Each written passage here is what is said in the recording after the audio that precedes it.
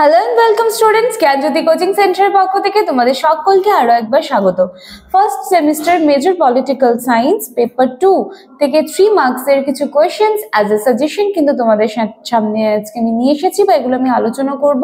আশা করছি এগুলো কিন্তু তোমাদের হেল্পফুল হবে। তোমরা যারা নোটস পারপাসের জন্য আমাদের সাথে যোগাযোগ করতে চাইছো বা ধরো যে ক্লাসেসের জন্য যোগাযোগ করতে চাইছো বা ভাবছো যে নেক্সট সেমিস্টারে জ্ঞানজ্যোতি কোচিং সেন্টারের সাথে তোমরা যোগাযোগ করে আমাদের সাথে যুক্ত হবে, তার জন্য কিন্তু তোমরা দেখবে যে ডেসক্রিপশন বক্সের নিচে কিন্তু দুটো নাম্বার যাচ্ছে, তো সেখানে দুটি নাম্বারের মধ্যে যে কোনো একটি নাম্বারে কিন্তু কল করে আমাদের সাথে যোগাযোগ করে নিতে পারো।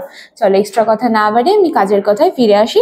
আমি কিন্তু 3 মার্কসের কিছু কোয়েশ্চেন্স তোমাদের সাথে আলোচনা করে দিচ্ছি।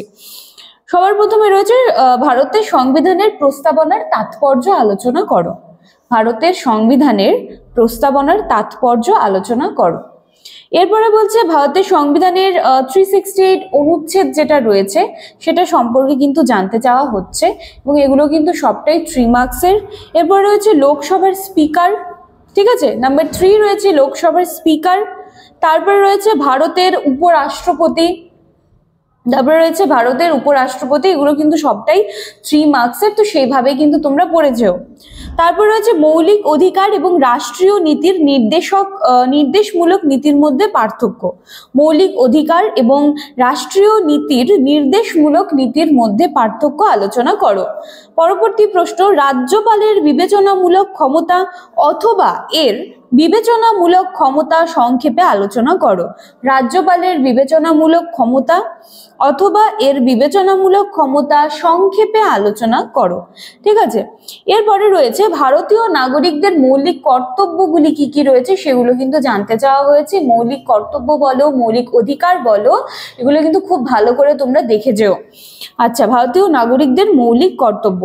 এরপর রয়েছে 3 মার্কসের গ্রাম সভা সম্পর্কে জানতে চাওয়া হয়েছে। পরবর্তী প্রশ্ন, ভারতের সংবিধানের অধীনে জরুরি বিধান, ভারতের সংবিধানের অধীনে জরুরি বিধান যেটা রয়েছে সেটা কিন্তু জানতে চাওয়া হয়েছে। পরবর্তী প্রশ্ন রয়েছে ভারতের রাষ্ট্রপতি নির্বাচন, ঠিক আছে, কিভাবে হচ্ছে বা কি প্রসেস রয়েছে বা কি ক্রাইটেরিয়া গুলো রয়েছে সেগুলো কিন্তু তোমাদের 3 মার্কসে আছে, ভালো করে একটু দেখে যেও।